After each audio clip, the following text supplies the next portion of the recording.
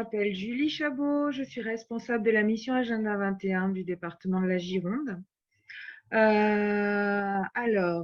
Sur les enjeux de la comptabilité écologique aujourd'hui et de changer de modèle comptable, disons que nous, en Gironde, on a essayé pas mal de choses autour de la redevabilité extra-financière avec des rapports RSE.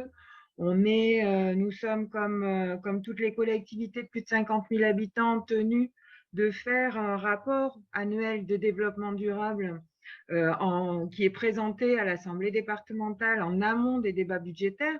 Donc, dans l'esprit du législateur, ce rapport de développement durable devait présenter en amont des débats budgétaires, orienter fortement le budget.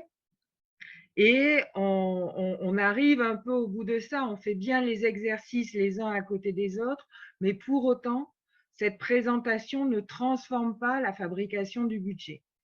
Donc aujourd'hui, nous avons les outils de redevabilité, mais avec une nouvelle impulsion qui a été donnée en 2019 avec une stratégie de résilience territoriale, la question s'est posée sur finalement comment on intègre ça, y compris dans la préparation du budget, y compris dans la maquette budgétaire en fait. Et là, à ce stade-là, on se rend compte qu'on n'a pas les outils pour le faire. On a ces outils de redevabilité, on a ces outils extra-financiers, mais qui ne sont pas transformateurs finalement, qui n'impriment pas suffisamment et dans le fond la préparation et la programmation budgétaire. Donc, quand nos élus ont travaillé sur le sujet, un des défis 2030 qui a été posé dans la stratégie de résilience a été de travailler sur un budget résilient. Alors, l'avantage, c'est que ça existe nulle part, donc ça ouvre le champ des possibles, et ça, c'est magnifique.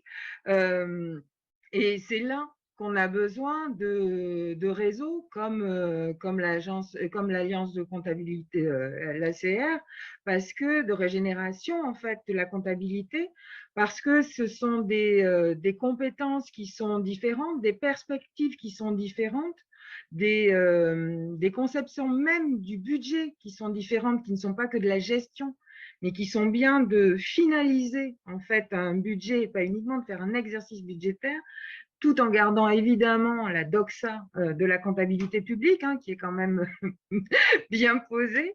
Donc voilà, nous, la Tech for Life et toute cette alliance-là, elle est précieuse pour nous aider à réfléchir comment effectivement on intègre ce qui est capital, et que ce soit les capitaux naturels, les capitaux sociaux et évidemment les capitaux financiers en fait, dans un budget qui soit pleinement intégré et pleinement conscient finalement et à la hauteur des ambitions réelles que l'on souhaite poursuivre.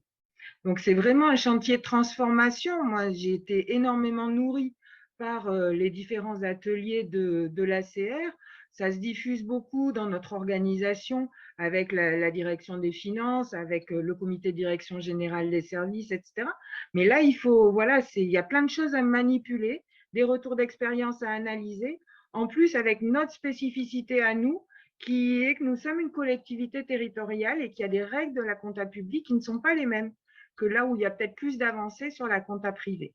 Donc voilà, et donc là, pour nous, c'est extrêmement sécurisant et enthousiasmant de bénéficier de toute cette diversité qu'il y a dans le réseau de praticiens et de chercheurs qu'il y a dans le réseau